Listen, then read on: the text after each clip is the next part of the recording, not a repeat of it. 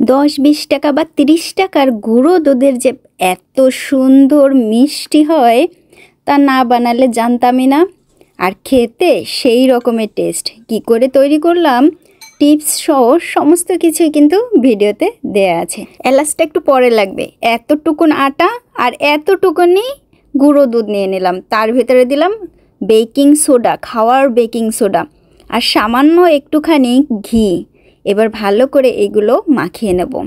মাখাটা যেন খুব ভালো হয়, এমনভাবে দলা করলে যেন একেবারে মুঠো হয়ে আসে, তারপরে আবারও ভেঙে যাবে।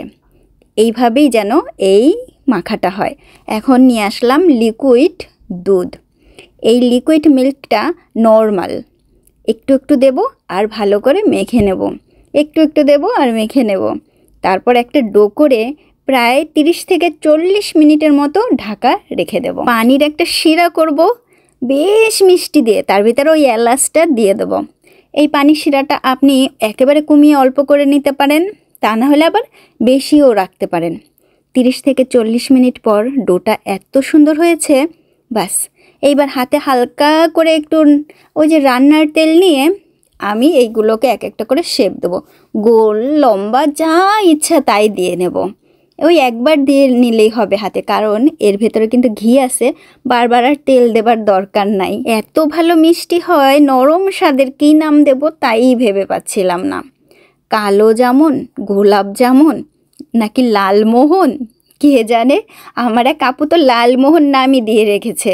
এখন এইখানে যে তেলটা নিয়েছি একেবারে হালকা আঁচের উপরে, তেলটা কিন্তু গরম না, হালকাও গরম না, এমনি তেল। তার ভেতরে দিয়ে দিলাম ওই যে মিষ্টি বানানোর যে গোল্লাগুলো, তাই হালকা আছে তেলগুলো, মানে তেলও গরম হবে, নিচ থেকে মিষ্টিগুলো উপরে উঠে আসবে। তারপর হালকা করে একটুখানি ওই চামচ দিয়ে একটু তেলের উপর নাড়িয়ে চাড়িয়ে দিলেই কালার হয়ে যাচ্ছে। আর আমি কি সুন্দর করেছি দেখেন তো, এক একটা মিষ্টি এক এক রকম এর সময় উঠিয়ে নিয়েছি। না মিষ্টি তো না, তখন ওই যে ছিল গোল্লা গোল্লা ছিল ভাজার, তাই উঠিয়ে রেখেছি।